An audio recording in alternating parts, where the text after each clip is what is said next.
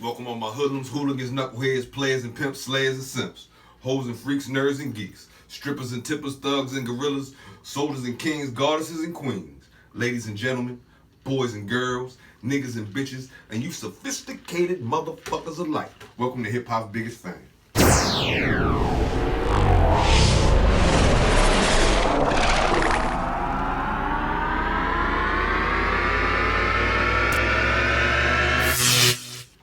And today, we got family in the building. It's Jay Marley. Yes, sir. It's good, cuz brother. You already know, man. Good, how you doing? Man. I'm doing great, man. You doing great? Absolutely. This year been treating you fair? Yes, sir. Okay. Can't complain, man. It's been a blessing. I'm locked in now, you know. Been through my trials, my tribulations. Right. Everything with this music shit, man. It's crazy, but I'm blessed. Oh, we gonna talk about it. Cause right now, you just put out the past couple weeks ago, right. Love, oh shit, I'm fucking it up. Love More Than That. Yes, thank you. I was about to say All Love No That, but I don't know why that. It's all good. Love More Than That. Love More Than That. All man. right. It's 7 songs. Mm-hmm. I listened to it. I want to say at this very moment in time, my favorite song is it called Dapping Niggas? Dapping Niggas. That's the second track, right? Yeah. I'm gonna tell you why I like it. Besides you be spitting, you've been doing your thing. You've been able to rap since you was a teenager, probably. Right. We gonna get into that. 11 to be exact. Okay, man. Like, I'm gonna go there. That's one of my questions I love to ask people. But absolutely. how I like this project, I'm gonna tell you why I like that track. Besides your spitting skills, the track itself, it got like the drum beat is one thing, but it got like some kind of keys and piano in it. Like, yo, these don't sound to me like they should go together, but it sound good. Right. Yeah, so the producer who did that is Andre on beat, man. All of the beats I previously selected, you know, with some of my teammates, my label mates, and we all sat down, man, and it was just natural. You know what I mean? It was a natural thing. And the beats, they kind of just click. It matched my sound. It was different. It wasn't like nothing that's out. I can't say I've heard anything that sound like it. Right. That's why I was like, nigga, this is crazy. We just went with it, and it's simple and it's crazy. And the beat spoke to me, so that's why I was able to come up with the shit I came up with on them. Okay. Cause they was talking to me, man. Like, yeah. Watch Dice Games, dapping niggas. Rapping niggas, dapping niggas, you know what I mean? Yeah, you talking about all... Yeah, talking about some shit that I've been through, like that we all go through. Exactly, like Love More Than That, man. Like, yeah, please explain the title. It's just a natural occurrence in life, man. Everybody has been in a situation where, you know, they dapping a motherfucker who might end up fucking them up or trying to do something to them, you know what I mean? In return, like, you just never know. You know what I'm saying? You never know who you fucking with. It reminds me, I can't pull the line out of my mind. I don't know if it was AZ or Jadakiss.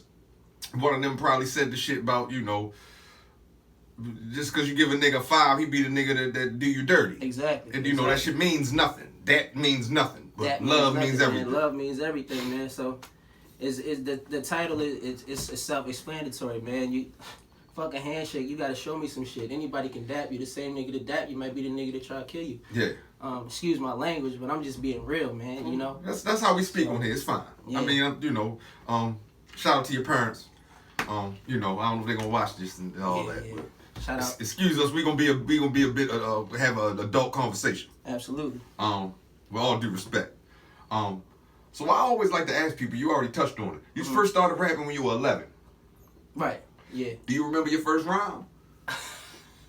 If you don't want to say it, I understand. I think so. If you don't want to say it, I understand because it was an 11-year-old's I got rhyme. all types of girls, different flavors. What I say, blueberry banana chick remind me of a Laker, something like that. The song was called Lollipop Girls. So hold on. So you actually made a whole song? Yeah. The song was called Lollipop Girl. Lollipop Girl. Let's talk about this if you don't mind. Yeah, for sure. This shit is important to me about it anybody. Was a sample beat from like, you know, The Wizard of Oz. And it was like, we represent the Lollipop Kids. The Lollipop Kids. We represent the Lollipop Girl. The Lollipop Girl. The Lollipop Girl. Yeah. And I just flipped it. You know what I'm saying? I did something like that, and I did like a Herman and the Monster beat. You know, I did a couple different joints, man. Those days, man. It really that's what got me going. You know what I'm saying?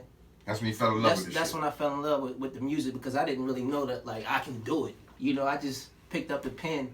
I was inspired by like Jay-Z, Biggie, all types of different artists. Okay, so there's some of your influences. Yeah, and my big brother, he just was a Jay-Z fan, and he used to listen to shit all the time.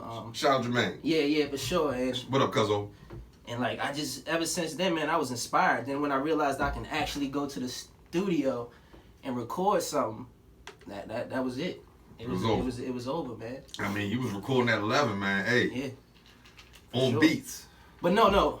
I ain't start actually going to the studio at 11. At 11, I probably started going to the studio like 12, because 11 I remember. Shout out to my man Ralph, man. Ralph had a tape recorder in his no, not Ralph.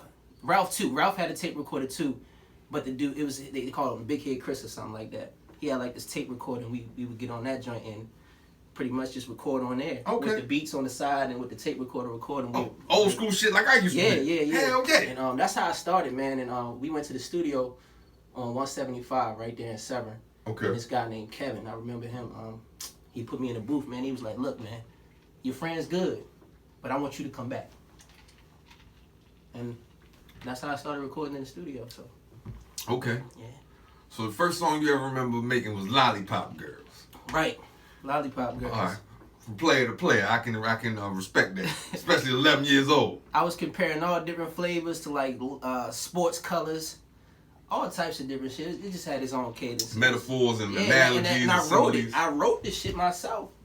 I've been writing since 11, man. Like I've been writing my own music since 11. That's God. You know what I'm saying? That's a gift. From your mouth to God's ears. Yeah. Yeah. Facts. So you gotta display that gift. Yeah. Now I'm going to go back. Let me see.